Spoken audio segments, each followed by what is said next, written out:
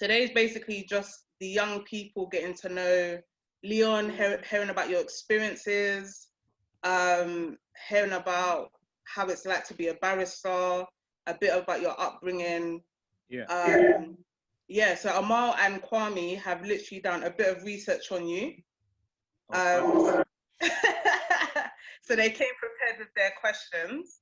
So I'm going to kick off first. So first thing I would just like you to do, Leon, is basically just introduce yourself and then talk about the process of getting to become a barrister. Because some young people don't actually understand what needs to happen for you to get to become a barrister. So that's the first thing. sure. Over to you. Okay, so nice to meet you all. My name is Leon Nathan. If I'm in trouble, that's my full name. I currently work at a settled chambers in London called 25 Bedford Row. We exclusively, which means we only defend. We don't prosecute. So the area of law I deal with is criminal law. So I'm sure there's going to be many questions about some of the cases I do. As I was saying to some of you earlier, my job involves wearing those funny little wigs and the robe. Unfortunately, I didn't put that on today because it looks a bit weird. But what I do is I go into court and I represent people.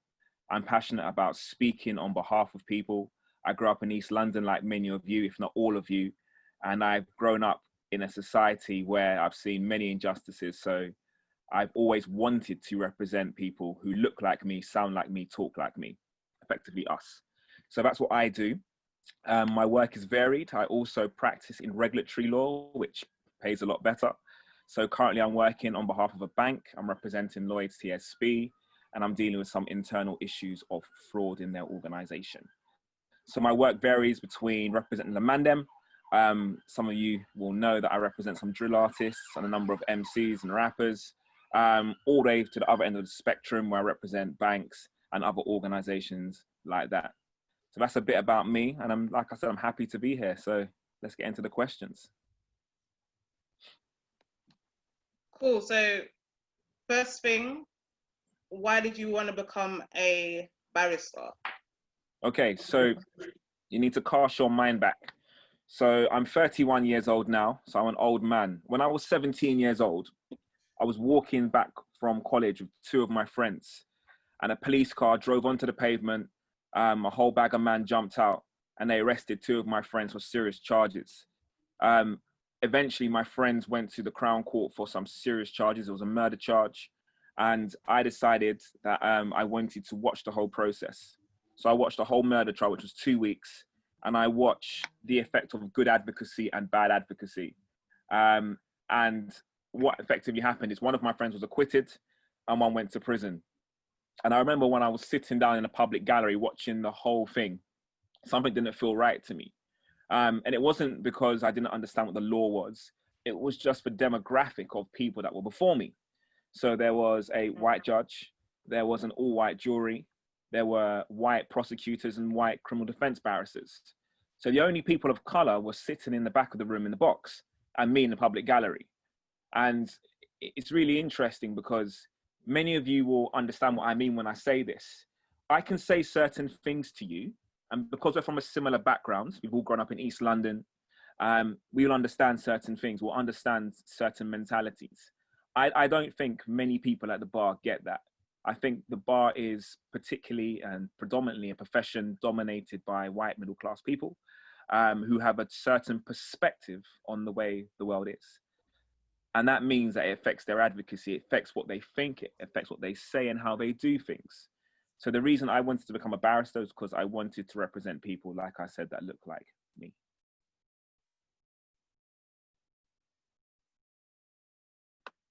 Thanks, Leon. I'm going to pass it over to Amal and Kwame now. Sure. So, yeah, Amal, you want to start? Yeah, I think I'll start. I think I might keep it simple and just say, what is one advice that you would give to someone that wants to go into like the legal career? Okay, so first of all, the legal career is wide and varied. There's loads of great opportunities, particularly for people who come from an East London background. It depends what you really want to go into. I would encourage as many people as possible to become solicitors and barristers because they're an important part of the criminal justice system. And I think we need a greater representation of people of color so that the profession and the way our criminal justice works is administrated properly. So I would say to all young people, first of all, do not be discouraged. Don't let anybody tell you that it's too difficult, it's too hard. I was told that in school, and it's not the case. I'm here now and I'm doing okay. And the fact of the matter is, if someone like me from my background, and you'll hear a bit about my background later on, can do it, then all of you can do it. No excuses, no excuses. So I would say anybody who wants to, you know, it's achievable and you should be doing it. One of the good things is that there's enough people now in the profession for you to find mentors and people that can help you get to where you need to get to. Because if you try and do it on your own, sometimes that might feel a bit overwhelming. So the first thing is, if you're serious, find a mentor, find someone who you trust, and let them help you on your journey. That's a great advice. Have you ever faced racism while working on any of your cases? Yeah, it's been a bit of a madness, you know. I'll be honest with you. When I first went into the Old Bailey, which is the most senior Crown Court we have in England and Wales, I walked in with a suit and my bag, and I was ready to go into court. And the barrister came over, and I was with another barrister at the time, a much older guy. And he went over to the barrister and he said to the barrister, "Oh, is this your defendant?" And that completely went over my head. But the reality was, what he effectively saw and what he said was, this is a young black man in the Old Bailey, therefore he must be a defendant. He didn't look at me and recognize me as another barrister. He looked at me as a defendant. We'll give him a blight, we'll move on. 2 days later, another guy comes over and he says to me, "Oh, what are you up for?" I'm like, "What are you talking about?" And he's like, "Well, why are you here?" I'm the same reason you're here, rude boy. What are you talking? And the mentality again is, they're looking at you and thinking, because you look a certain way and because they know a particular narrative, therefore you must be a defendant. We'll give him a blight as well. Couple of months later, I go to Blackfriars Crown Court. Imagine, I'm in my wig and my gown now. I take off my wig, I go down into the cells and talk to my client who's already been remanded. As I'm leaving the cells, I take off my wig and I go to walk out of the cells. The defendant, who's in a tracksuit top, tracksuit bottoms, walks out behind me. As we both walk towards the door, remember, I'm the barrister, I'm not remanded, I can walk out, I'm free to go. My man's remanded. The guard puts her hand in my chest. She's a big old hand for a woman guard as well. Probably like pushed me in my chest. And she's like, "You've got to wait in there." And she's pointing back to the cells. And again, it goes over my head because I don't realize what she's actually effectively saying. And she thought I was a defendant, despite the fact that I was wearing the suit, and despite the fact that the defendant who was behind me wasn't wearing a suit. So again, it's one of those professions where you're not going to get open racism, I don't think. People are not going to call you names. Those days have hopefully long past us. But people do have a mentality where they look at you and they do come to certain conclusions and certain narratives that aren't correct.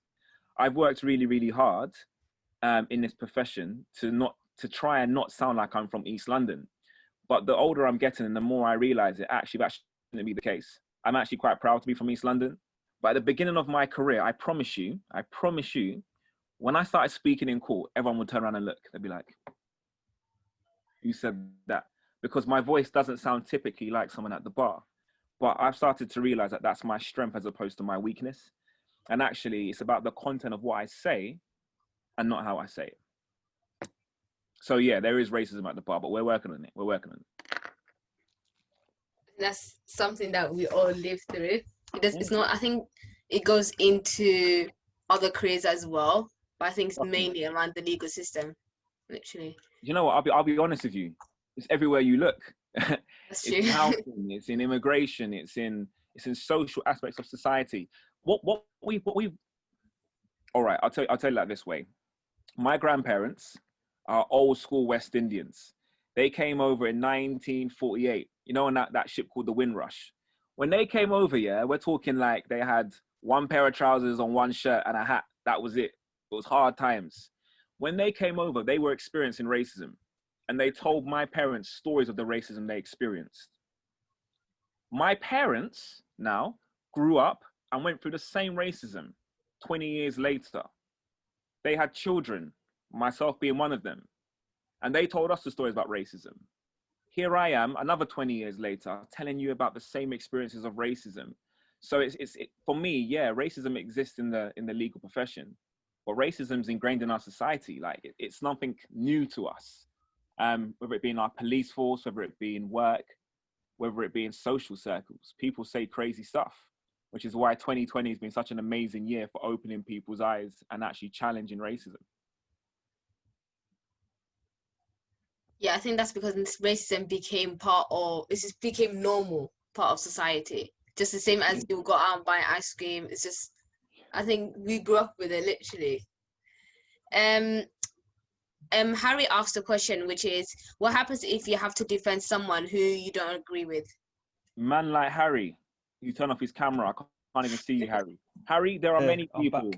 You're back, good. There are many people that I don't agree with, but I'll give you 2 examples of why it's difficult sometimes to place a prejudgment before, just placing a prejudgment. So I was convinced that one guy I was representing when I was in the magistrate's court was guilty. I would have bet like my house on it. Like this guy here, I was like, this guy. The evidence came out and went through the whole trial, and he was actually acquitted. But the reality was, the more I thought about it, there was no way on earth he could have done what he was being accused of doing. So that's one example of believing someone to be guilty who wasn't guilty. Another occasion, there's been people I'm like, yep, this guy could never have done it. Gone through a trial, he's been acquitted. Guy comes over to me, shakes my hands. Just as he leans forward and he whispers in my ear. He's like, yeah, I did it. And I'm like, I beg your pardon? I'm like, excuse me? Like, yeah, I did it. He said, we're a good team. That broke my heart, boy. You know, you have to sit down and have a cup of tea because you're like, rah, man finessed. He finessed everyone. Court, judge, me, everyone. So actually, what I try to do is I try to put aside my stereotypes because you actually don't know. There's a barrister in the 15th century called William Garrow, and he coined the phrase innocent until proven guilty. And actually, it's the best phrase we have because everyone has a right to a fair trial, and guilt should be determined at the end of a trial and not the beginning. By the way, this spotlight is sponsored by Volvic mineral water.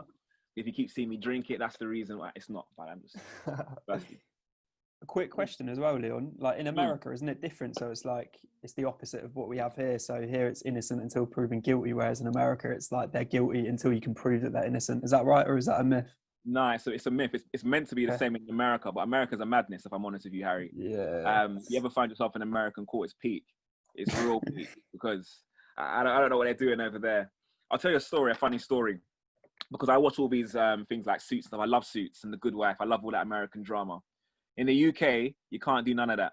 So on my first day, on my feet, so when I first went into my first trial, you know how you see sometimes like Harvey Specter and Mike Ross get up and they walk around the court and they point at people and they do all that?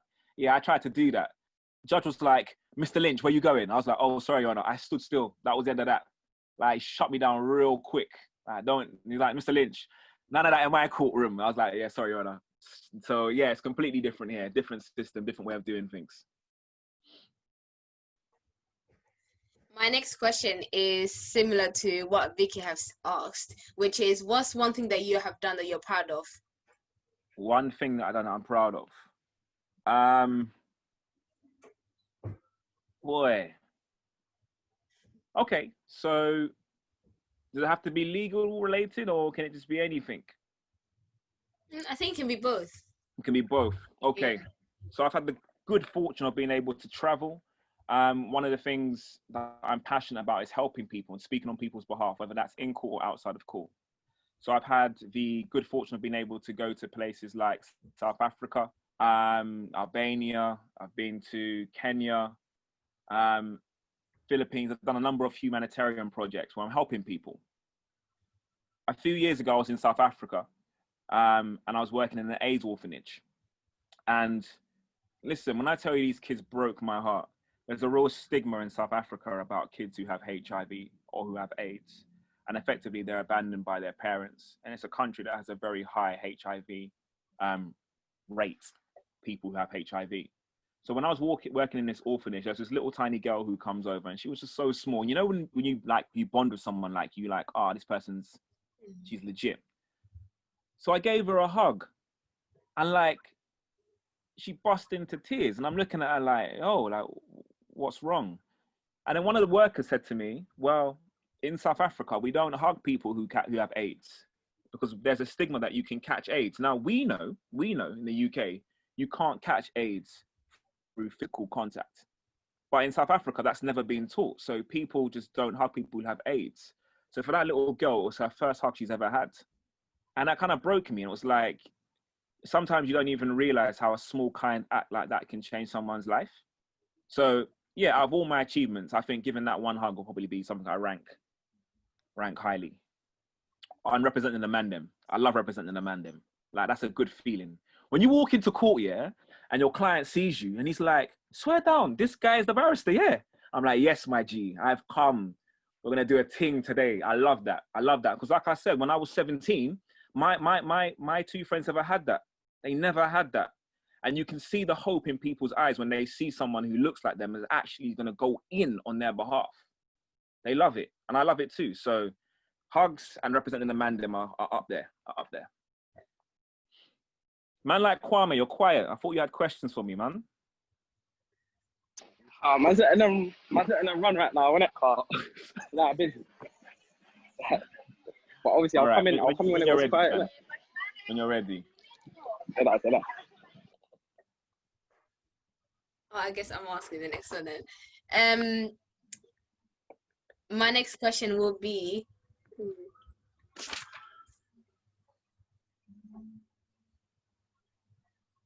I'm running out of questions. I didn't realize it's gonna be this much. My next one will be, what can I ask you that's gonna be difficult to answer? Oh, difficult. Okay. Have you? Oh, this one's not difficult, but have you seen a change since you've joined since you became a barrister? A slight change. I think so I qualified in 2012, so that's 8 years. So in terms of legal history, that's a speck in the ocean. It's not a long time.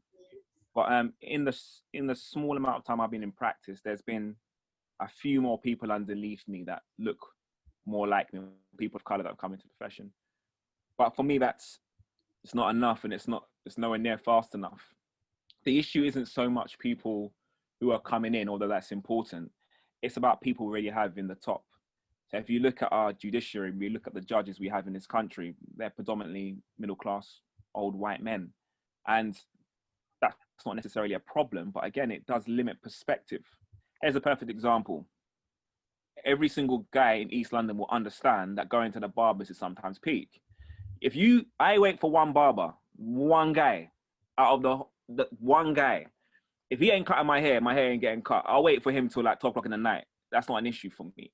My barber shop shuts like at 1 o'clock in the morning sometimes. Now, we had a case where a young black guy was on trial for murder, and his alibi, which means his reason for saying that it was nothing to do with me, I was elsewhere, was I was in the barber shop. The murder happened at 11 o'clock in the night. Yeah. So that makes sense. If you're in a barber shop at 11 o'clock at night, that happens. That can work. I've been there. The judge pulls off his glasses and he goes, Mr. X, do you really want me to believe that you were in an establishment getting your hair cut at 11 o'clock in the night? And the guy's looking at him like, yeah. And I'm like, yeah. And the barrister next to me is like, my hairdresser shuts at 6 o'clock. And I'm like, well, this is not your hairdresser, rude boy. This is the barber's. And it closes late. But again, unless someone like myself who has that shared experience challenges that, people are looking at you like you're crazy. Oh no, Mr. X, your barbershop can't close at 11 o'clock in the night. That's preposterous. And it's that's those kind of social issues that cause problems for defendants sometimes, because the shared experience of the judge or the tribunal isn't that of the defendant. So that was a bit sidetracked, but yeah, you get the point I'm trying to make, hopefully. My next question is, what's one case that you've dealt with that actually hit home for you?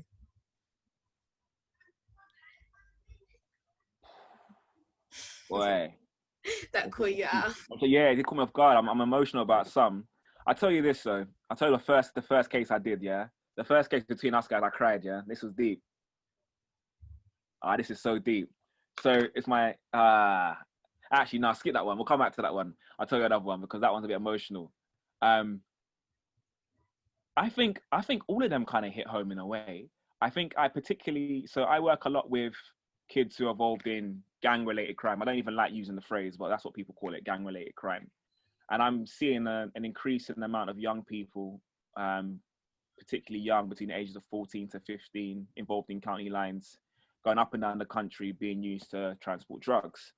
Whenever I look at these guys, I always see glimpses of myself in them. Like, don't get me wrong, when I grew up, I wasn't well behaved, but I was well behaved enough. I was so scared of my dad. Like, parents even was so emotionally peak. Like, teachers knew it as well. They're like, yeah, you can go on bad all year, but when it comes to parents even, and we see Mr. Lynch, when we see your dad, we're gonna go in. So I was always kind of like, I can be bad, but to a certain degree. But when I look at some of these guys, and I'm looking at kids, and I'm looking at the way they prosecute when actually they're victims, it kind of makes me angry and upset, because in many situations, the systems failed them. Don't get me wrong, there are some young people who are just bad mind. Let's be real. We all know some of them. But the majority in my case that I've dealt with aren't at all. They're just misled, and they're actually victims of crime as opposed to being criminals. And I think it kind of hits home when I'm sitting in a dock next to one of them because they're only 15 years old. And actually, they don't even know what the indictment is. They don't even know what the charge is against. They don't understand anything. And you look at that and you think, yeah, that could have been me, It could have been me. So those cases are pretty emotional. They hit home. Yeah, that's true. I think that goes with like my own, where I had like my twin who's been the most, I'm like the mischief, like the not savage kind of person in my family, and he's literally the most well behaved. He cares about everyone and everything. And then I think he went on holiday once with his friends where he didn't realize that his friends were involved with with like drug dealing, literally. And what he done, I think, was he went out with them one night, and he's been literally, since that night was the last night we ever see him, because he's been in jail for like the past 3 years. And bear in mind, this guy's never been involved with anything like illegal. And with the prosecutors and things like that, they said, oh, you're with him, where you're with your mate, so you're part of it. And it's an enterprise. His whole life was taken away, mad. The law on joint enterprise is that you can be convicted of a crime if you're in a group of people and the prosecution can suggest that you foresaw that the offense was going to happen. So let's just put it into context. Let's say that we're all in a Zoom call together. We're a group of people and we all go out, and Yemi, with her bad mind self, decides to smash up a car. Now, it was Yemi who smashed up the car, but because we're all with Yemi, the prosecution can suggest, well, Bex was there as well, and I saw Bex and Bex was cheering her on. These times, Bex hasn't touched the car at all, but Bex is going to be in the dock next to Yemi. And they're like, and Vicky was there as well. Don't forget Vicky. Vicky was there shouting and so Vicky's in the dock. Harry, so you're in the dock as well, bro, because you're there. And all of a sudden, we've got a doctrine of law that means man like Kwame's might turn up. We've got a doctrine of law where you cannot physically have to do anything, but because you're present and because a prosecution can prove that you could have foresaw it happening, you can be guilty, which is crazy. Another thing they do in court, which I don't like, is they suggest that everybody is gang affiliated or in a gang. By their very own definition, I'm gang affiliated. I'll be real with you. When I asked an officer in a case, I was like, what is your definition of gang affiliation? And he's like, well, it's to do with the people you hang around with. And I was like, yeah, okay. The area you grew up in, the area you live, and the people you associate. And I'm like, that makes half of South London, mate. What are you talking about? Like, you can't just simply throw people in with these labels. And these labels are powerful as well. When a jury in a trial hear that you're associated with a gang, I promise you it has an adverse effect on their thinking. It affects the way they look at you, and it will often affect the way they come to their decisions on guilt, if the prosecution can say that you're involved in a gang. So I feel sorry for your brother. I feel sorry for him. Yeah, thank you. Next question is... Yeah, go. No, go. Don't worry. I'm going to talk to someone real quick, anyway. Are you sure? Yeah. And next question is from Vicky, who said, "Do you feel like that the shared experience sometimes makes you feel more responsible for Black clients?" That's a good question. Yeah, it does. I'll be real with you, it does. And it shouldn't do. In a system where things were equal and things were fair, it shouldn't matter at all. But it does. But I think it's deeper than just Black clients. I think it's more to do with the demographic. I think it's more to do with less of race, but more of the area. Whenever I hear someone who comes from inner city London, who sounds like me, it does something to me. I don't know what it does to me, but it does something to me because it makes me think that person could have been me. But yeah, there's definitely I definitely feel more responsible for young Black men because the fact of the matter is, David Lammy published a report in 2008 where he stated that the criminal justice system is tainted with racial bias. So according to him, the system isn't fair. So someone like myself, I'm trying my best to try and balance out that unfairness if I can. Sometimes it means I get vexed. I've been in cases where the prosecutor tells me things like, "Leon, you're taking this too personally." I'm like, "Of course I'm taking it personally. You're trying to put my guy in prison for 7 years. How can I not take that personally? And he looks like he could be my younger brother. How can I not take that personally?" For some people, it will always be a job. For others, like myself, yeah, we take it personally and we do feel that responsibility. That's not to say that, for example, if I come across other clients, that I don't feel the same way and give it the same passion. I've got a few Albanian Donnies that I love to bits. Like, they're family to me. Whether or not their skin is Black, it means nothing to me. They're from ends and they come from a background which is so similar to mine that to simply say to them, "Oh, you're not Black, so therefore I don't feel responsibility," doesn't mean anything. You can be a Black middle-class person in Highgate and a white middle-class person in Barking, and I bet you any money I feel more affiliation with the person from Barking who's white. That's just the way it is because it's ends. So yeah, that was a good question though, Vicky. And next one is from Harry, who asked, "What's your opinion of the Met? Do they need to change? If so, how?" So you guys might remember the case of Stephen Lawrence, right? Yeah. Raise your hand if you remember Stephen Lawrence. Right, everyone remembers Stephen Lawrence. As a result of the Stephen Lawrence inquiry, a report was drafted called the McPherson Report in 1998, published in 1999, I think. And in that report, they labeled the Metropolitan Police as institutionally racist. Imagine a High Court judge labeled the Metropolitan Police as institutionally racist. That was like 20, 25 years ago. Longer than that, almost 30 years ago. No, my maths is wrong, 20 years ago, sorry. To this day, there has been no other report drafted that has said that the police aren't institutionally racist. So I've been stopped and searched, I think 7 times in total. Various degrees of violence were used in that stop and search. And I do think that the statistics don't help our Metropolitan Police.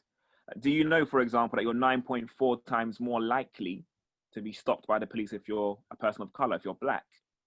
Like, racial profiling is absolutely real.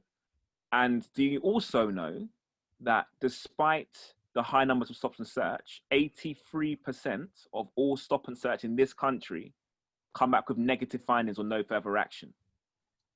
So 17% of all stop and searches come back with either some kind of criminal offense. And we're talking a range from having cannabis to knives to serious offenses. So let's think about this. 83% of the time people are stopped and searched is a waste of time. And yet you're 9.4 times more likely to be stopped and searched if you're Black. That doesn't add up to me. That makes no sense to me. So yeah, I do think the police are racist. I do think they have an issue. I do think there's a culture that needs to be explored. And I'd love for some of you guys to come to court with me some days and see it. Because one of the great things is I get to question police officers now. In my job, it's part of my role. So all of a sudden, I'm asking them questions instead of them asking me questions. And it's great. I told an officer the other day that I paid for his hat because I'm a taxpayer, and he got really annoyed with me. And I'm like, but it's true, officer. I paid for your hat. You know what's mad? They don't even like us saying that, you know, because most times I've said that to them. And They hate it. Well, you don't do that. I'm like, shut up. But the reality is, I think that we as the Black community, and I speak generally, when I say Black, I mean politically, I'm talking about a wide range of people, are very, very aware of what the police force is, but yes, we're not so aware of what the police service is. So yeah, I do think there's an issue with our police, and I do think there needs to be some kind of radical change. What you before at the beginning you said something about how if you want to go into a legal system, it's best for a young person to find a mentor and everything. How do you have any advice on how they can do that? Yeah, there's loads of different charities that help people who come from non-traditional legal backgrounds get into law. So the one that comes to my mind straight away is Urban Lawyers. They're a great organization. Tunde, who's the owner and manager of Urban Lawyers, is a really good friend of mine. In fact, he helped me get to the bar when I first started out. Listen, when I first wanted to get into law, I hadn't a flipping clue what I was doing. When I tell you not a clue, it was bad. So the first legal conference I went to, which is like a legal experience day, I rolled up in a tracksuit. Like I rolled up in a Badman red tracksuit, you know, the Air Max tracksuit. It was nice. Everyone else is in suit and tie, you know. So I walk in, and you know when you're like, oh, I messed up. You know when you know from the beginning, like I messed up. I'm like, this didn't go according to plan at all, because no one advised me. No one told me, don't do that. So I sit down now, and I literally, if they took a picture, you're like, what is this guy doing? So Tunde is in this conference, and he's talking, and he just stops, and he's like, sorry, 1 second. I think he's asked my man, why are you wearing a tracksuit, rude boy? Listen, I wanted to stab him, you know. I was trying to sink into my seat and like not be seen anyway. And my man's caught. There's about 500 people in the room, you know, 500 people. So I'm just at the back trying to like blend in like quietly. My man's calling me out. I was like, I'm gonna stab this guy after. I'm gonna put holes in this guy.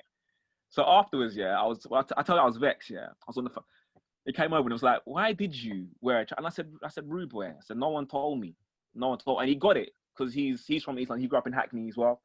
And he got it when I said, no one told me.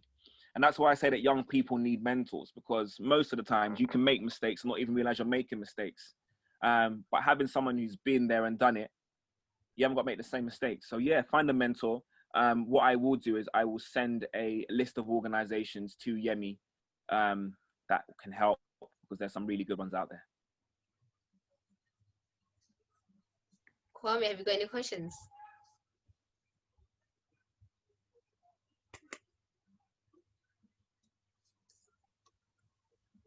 I think he's gone again. I've only got one question left, which is, what's the most... Yeah, don't worry, I'll come in after, don't worry. Yeah, okay, coming after this one. What's the most difficult thing that you've ever done, which you're proud of? Most difficult thing? Yeah.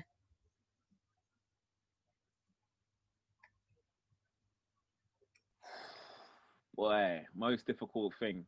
I think getting through law school was difficult. Not just academically, but I think the type of people that go to law school don't make it easy on you, particularly if they know you're different. They're very, very good at actually of letting you know you're different in many different ways. So my first advocacy class, again, remember what I said before, it shouldn't be about how you say things, but about the content of what you say. As soon as I opened my mouth, people were looking at, and this time I was wearing a suit, because you know sometimes you're like, all right, boom. I learned from way back then that you man like wearing suit and tie, yeah. So law school is suit every day. Like man went in suit every day. But even if you put on a suit, sometimes you still sound like a guy from East London, right? So you know you can kind of weave in, don't say anything. Everyone's like, yeah, he's one of us. Open your mouth, they're like, how did this guy get in? Like literally, it's like back to square one again. It's like, oh, going through this again. So law school was tough for me. Law school was really, really tough. But again, like I said, the older I've got and the more established I've got in my career, I don't really look at that anymore. Because you can laugh at me in the way I do my advocacy, but best believe I'm beating you in court every single time. Best believe. Best believe when I speak to a jury, which are 12 random people, normal people, they're going to be able to relate more with me than they're going to be able to relate with you.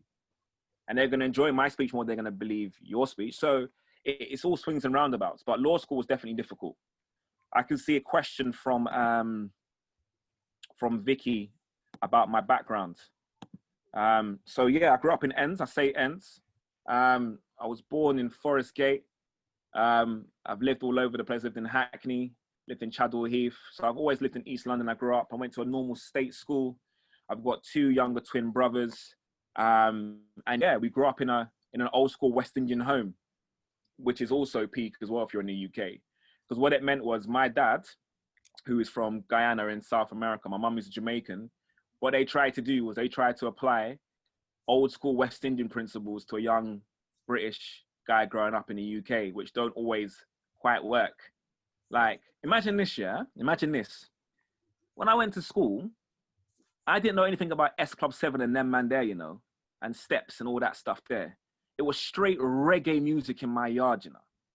Like, literally, I grew up thinking that everybody was listening to what I was listening to. I walk into school now, and I'll be talking to people, and they're like, what planet is this guy from? Look at this, even in our lunchbox, yeah? People were taking sandwich. Remember lunchtime, you get a little sandwich box, and they were taking a little piece of cucumber and da-da-da. Man was taking thermal flasks with flipping rice and peas in thermal flasks to school, you know? I grew up like I was in the West Indies in the UK, and people were like, again, looking at me like, it's peak. But I love it because it made me who I was. So that's my background. I went to a normal foundation school. I did quite well. Did very well, actually. I did very well. Went on to college, did very well there as well. Went on to uni and did very well. So I went down a non-traditional route. I had to work for 2.5 years because I couldn't afford to pay for law school. Law school was like a year, cost 18 grand. Can you imagine? I went to my dad. I said, Dad, bearing in mind, yeah, I haven't seen this man's wallet since I was 15 years old. I couldn't tell you what color the man's wallet was. Like, been looking after myself all these years. And I'm like, yeah, Dad, I couldn't even say the words. Can I have 18,000 pounds? I'm looking at me like, you must be a dunce. Yeah, a dunce, I think you deal with 18,000 pounds. Now, you weren't having it. I had to go work for that. I had to work hard for that 18 grand. So I worked for a couple of years. But again, it builds character. Never despise the days that you are working hard, because I tell you that those days build character. And one of the things that made me realize that when I went to law schools, a lot of people who were doing the bar or studying for the bar were very privileged. Things were handed to them. They didn't have to work hard. Some of them didn't, not all. Some of them didn't have to work hard. None of them really faced struggles and adversity. None of them really knew what it was to want something or to lack something. And I tell you, when it comes down to the person you are and your character, it shows through. It shows through. You haven't had to work for anything, or you've had it easy. So I don't despise those days. In that time, I've worked for high street firms. I've worked for government. I've done all kinds of stuff. I've literally done every single retail job and any other job you can imagine to get through uni. The only job I didn't do was prostitution. I worked every job you can possibly imagine. I worked hard. So, but I don't despise it, because like I said, it helped me become the person I am today. So we thank God for those hardships, the struggle. That was such a brilliant answer. Thank you, Vicky. Vicky approves. Yeah. I've got a question, unless someone else has a question. Yeah, first of all, what do you think about drill music? What I think about drill music? That's kind of peak. Yeah. Because okay, I'll be real with you. I think that there are a lot of talented drill artist musicians. I'm good friends with Lowski. Lowski is the person I represent. He's got an upcoming firearms trial. I'm sure he won't mind me telling you.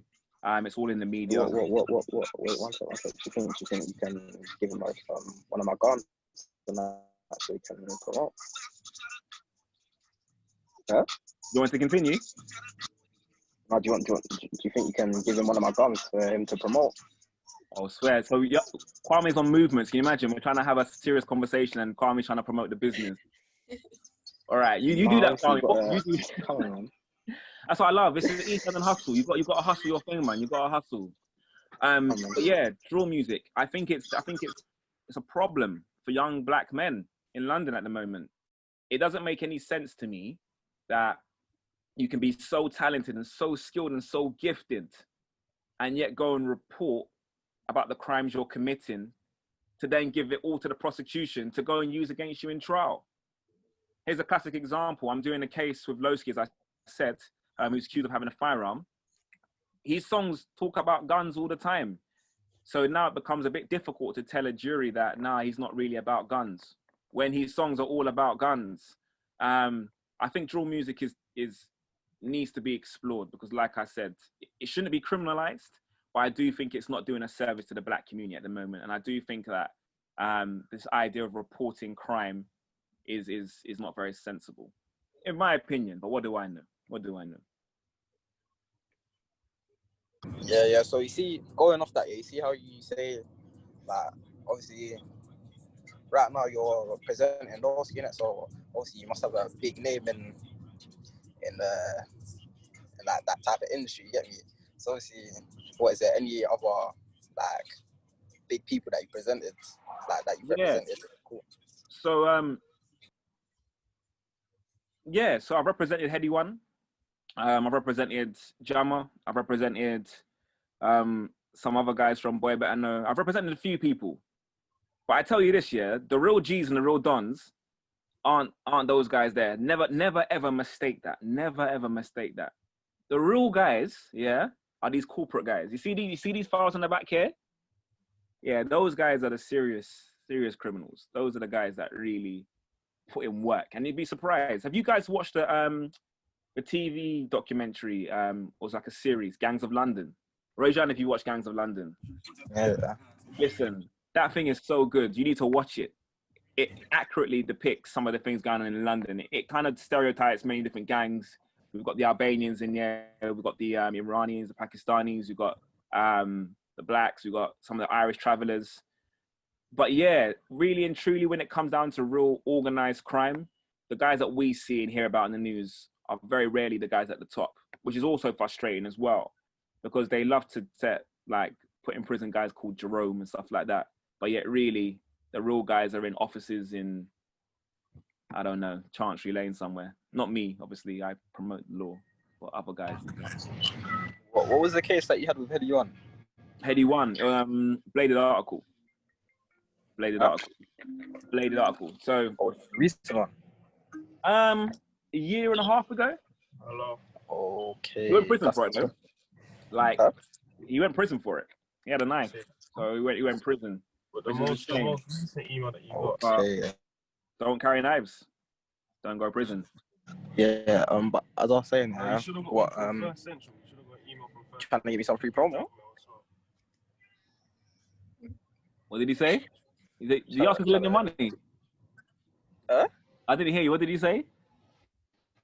I said, what are you trying to get me some free promo? I'm trying to get you some free promo from who? Lowski. Lowski, Heady, I don't mind anything. What you got a verse, yeah? What? You gonna spit a verse right now? No. Like, obviously, I got a clothing line. Yeah, obviously, trying to get it out there. You get me?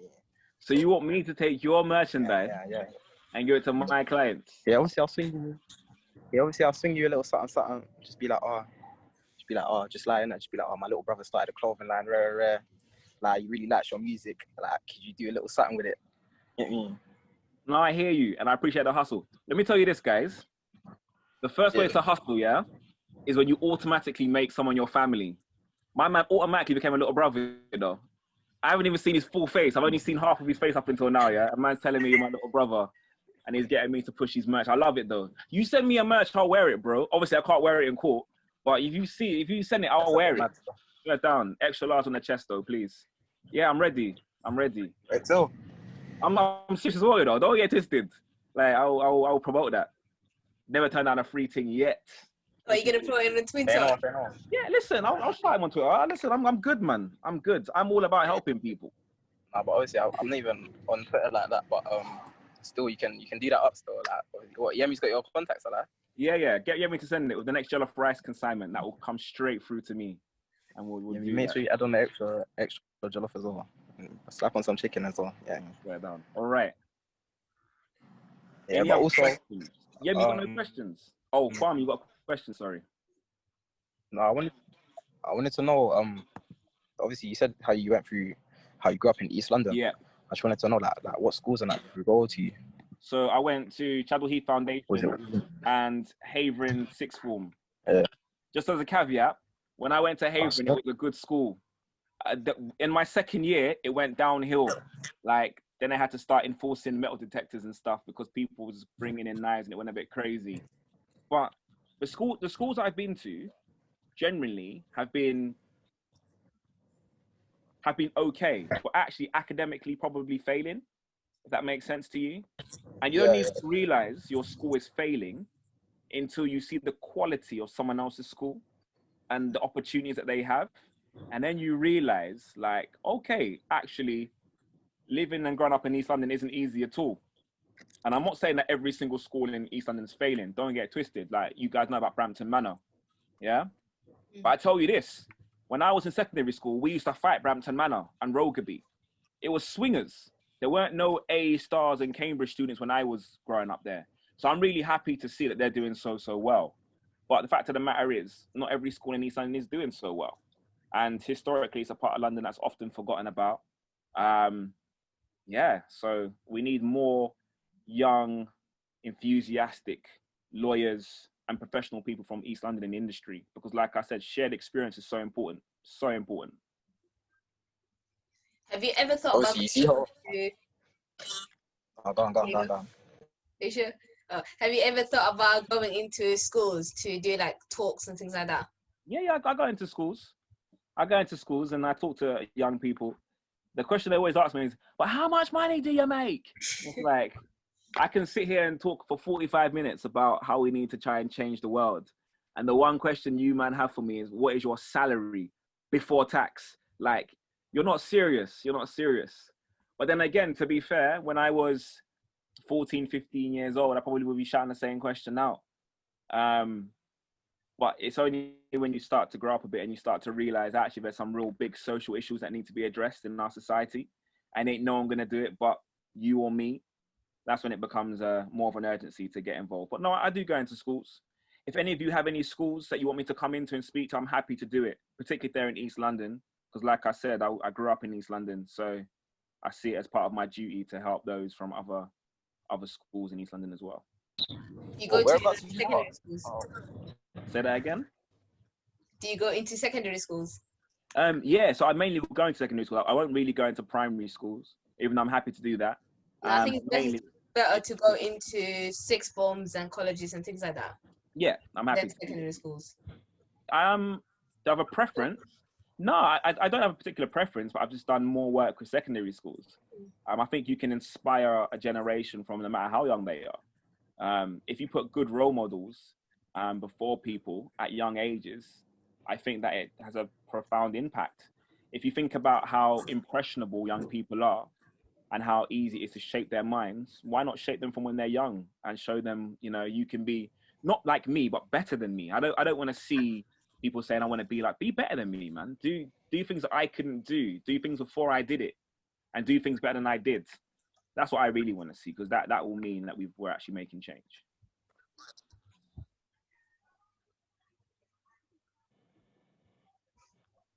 But how much do you actually get paid though? You know what?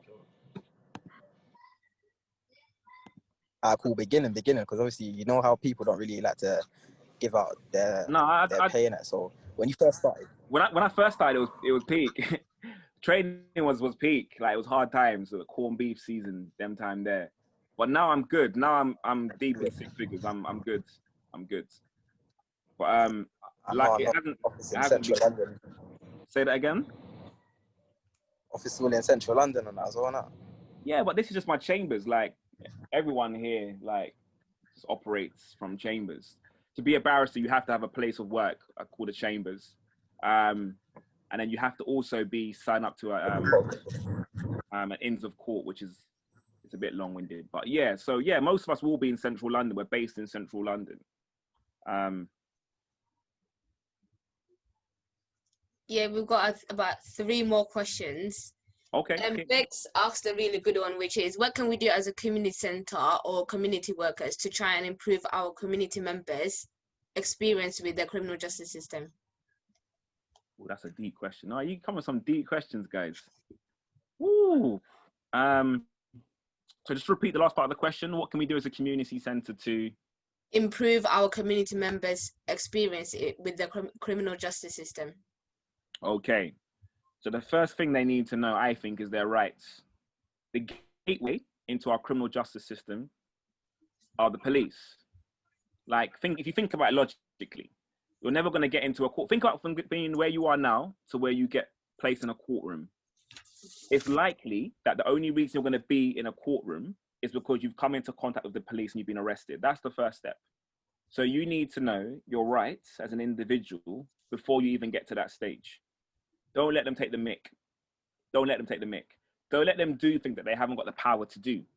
But you can only prevent that if you know what the powers are, right? You can only prevent what they can't do unless you know what they can do. So the first part is making sure that each individual knows their rights. Second of all, I think it's about making sure that individuals have options. I strongly believe that any increase in crime in London is a result of a reduction in youth services. I've watched over the years how they've cut and slashed and taken money out of really important youth centres and places. And as a result, kids have nothing to do. And we're finding more children on the streets. And then ultimately, we're having more issues with children on the streets. So I think that always providing young people with options is always going to be a great benefit. I have amazing respect for people who work in youth work. Youth work's not easy. I know for a fact I couldn't work in youth work because my patience is thin. So I actually applaud you guys for what you do. So knowing their rights, continue offering lots of options to your users, and also sticking by and supporting young people when they do get into trouble. Like, there will be young people who get into trouble. I think as a community, we need to be embracing those young people and bringing them from the fringes of society back into mainstream society. So I was at a talk where a judge at the Old Bailey said this. So she deals with predominantly murders. All she deals with is murders. And she's quite a fair judge. I'll give her that. And she said, I have heard that people who are involved in gang lives do not operate by the rules. But that's not true. They do operate by rules, but there's a different set of rules that we have. What we need to do, and she hits the nail on the head there. She says this: what we need to do is to take those people who feel that they have nothing to give to society and make them feel like they have got something to give to society. We need to bring them in from the outskirts and bring them in, let them invest into society. Because at the moment, the majority of people that we see doing criminality have nothing to invest into society. And therefore, crime's an easy option for them. But if you've got an investment in society, you're more likely to want to get along with the rules and stuff. So that's a major impact, I would say. Legal rights, option, and supporting those on the outskirts and bringing them in and helping them invest into society so they have options to do good stuff. I hope you don't mind, we've just gone over the time a bit. No, but we've got about 2 questions left. The first is from Vicky, who asked, what do you think of the schools to prison pipeline? Man, there's a clear correlation between people who are excluded and people who get arrested and go to prison. A clear correlation. I recently came across a school who had a no exclusion policy. How cool is this? So that means no matter what you do, they're not kicking you out of school. That doesn't mean you should go absolutely crazy, but I think it's a good mentality to have, because what they're doing is they're focused upon keeping people in education. They're focusing upon building up that young person and equipping them with the skills and tools they need to succeed, regardless of their behavior. I was excluded from school. In fact, all of me and my brothers were excluded from school. I was excluded because I broke a boy's nose. My brother was excluded for taking a firearm into school. And another brother was excluded for some mad fight. So we've all been excluded. If we had been expelled, I don't know what we would have done. But having a school that has a policy that says, nah, no matter what you do, we're going to stick by you and we're going to work with you, I love that. And I think more schools should adopt it, personally, because the pipeline between excluded kids that go into pupil referral units and ultimately end up in the criminal justice system in prison is a strong correlation, very strong correlation. So do you think that, see if someone was to get excluded, do you think and then they were to then do something mad on the roads and then get bagged, do you think if they weren't excluded from that school, that wouldn't have happened? Not necessarily, not always. Sometimes people will turn to criminality despite being excluded from school. All I'm saying is that there's a high comparison rate between those who are excluded and who do end up in prison. So what I'm saying is, if that is the case, we need to be working on kids that we want to exclude and working with them harder as opposed to kicking them out. And I think it's really easy to kick out kids from school. I think the statistics say something like you're 3.4 times more, I like statistics, by the way, you're 3.4 times more likely to be excluded from school if you're a person of color. Like, you can start to see where the biases creep into the system. So what I'm saying is, let's not exclude and let's more work with, I don't know. Just thoughts aloud, by the way, guys. I'm just ad-lib as I go along. So, yeah. Thanks for that. But does anyone have any questions? Yeah, we got one more from Harry, which he asked, has being in court ever put pressure on your mental health? Yeah, man. Harry, I turned grey, bro. Look, you see these, yeah? See these hairs here? Man is being kept together with hair dyes and energy drinks. Don't get it twisted. Like, this job is stressful. But you know what? We do it because we love it, right? We do it because we love it. But yeah, no, it's pressure. It's really weird because even though you're not in the dock and you're not on trial, sometimes you feel like you are. Sometimes when a jury return a verdict of guilty or not guilty, you feel like it's your verdict. Even with my experience, I still, when a jury goes out to deliberate and we're waiting for them to come back in and give their verdict, and I hear the call out saying, all parties to court 9 for verdict, my heart skips a beat every single time. But it's nerve-wracking. It's a horrible feeling. And it's just really tense. So yeah, that's not too good on the mental health. But so how do you deal with it? Well, it's weird because there's levels of confidentiality. So you can't really talk to people about it. You can't really talk in depth about other people's cases for obvious reasons. So often it's kind of bottled up inside you. You can talk to other barristers, but it's not really the same as talking to friends and families and loved ones, right? So one of my good friends, good friends, is a Nigerian guy who was called to the bar a year before me. And like, I ring man's phone like an annoying wifey at least like once every 2 days, like literally. If that guy dies, I'm in trouble. Let's say it that way. I'm always ringing my guy's phone. But he was a mentor to me, but he's someone who I can talk to freely. And I think everybody needs a person like that to get stuff off their chest. No man is an island, as the reggae song says. No man is an island. So yeah. You need people to talk to because if not, it just cripples you sometimes. Equally, some days you get an acquittal, you're on top of the world. It's a great feeling when a jury say not guilty. It's one of the best feelings in the world because ultimately it's you versus the state. The state is trying to send your guy to prison. Like, so when he gets or she gets a not guilty verdict, it's great. Equally, sometimes you look at the victims involved and it's not great. Sometimes you look at people in court and you think, genuinely, I think that you've been a victim of crime. And actually, I'm having to stand here now and suggest that you're a liar. That's hard. I don't do any sex cases for that reason. I don't like cases of rape and stuff like that.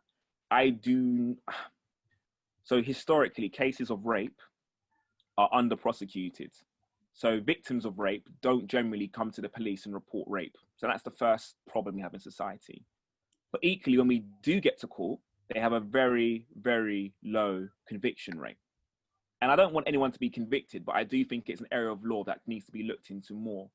And I don't think I could stand up in court and accuse a woman of lying if she's been saying she's been raped. And that's not because she might not be lying. I just feel uncomfortable doing it. So for mental health purposes, I avoid cases like that. But if you kill someone, we're good. I'm down for that. But no rapey, we don't like that. We don't like that. Leon, you have been amazing.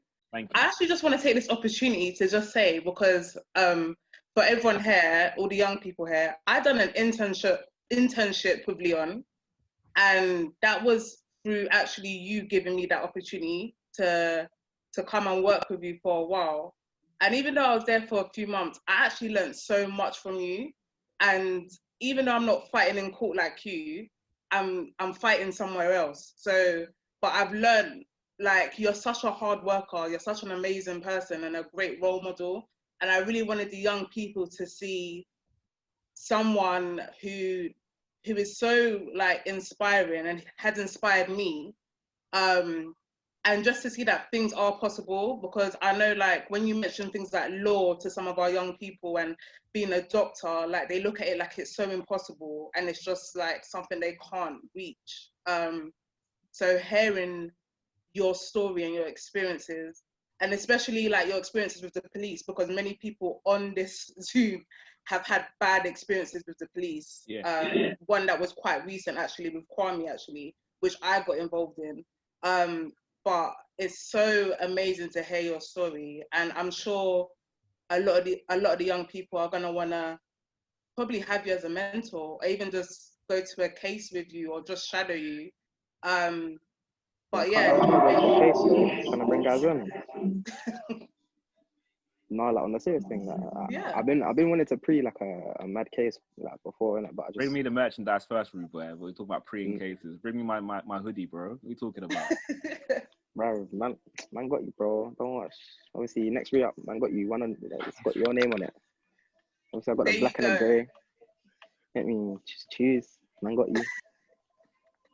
No, But no, seriously, even hearing that from Kwame, like, right now, just shows the impact you're having on our young people. So that is just amazing work. And obviously, as well, us learning Bex as a community, what we can do with our residents that are around and helping those, not just young people. So you have been amazing.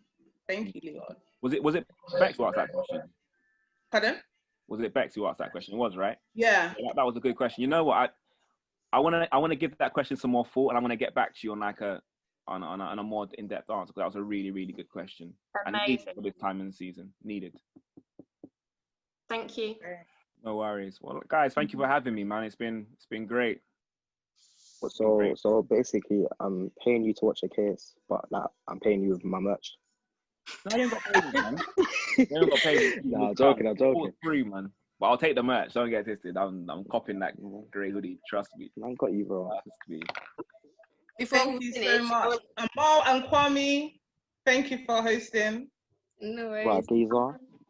Thank you, Leon. You know what? Before this meeting, I was not before this, but like before, I was actually thinking of going into doing work with, not working, but like career in the police system. And after this, I'm 100% going into it. Do it. Do it. Nice. Do it. Might as well. See what you done, Leon. Smashing. Thank you so much. Thank you. All right. I guess that's goodbye, everyone. Bye, Leon, guys. I'll call you.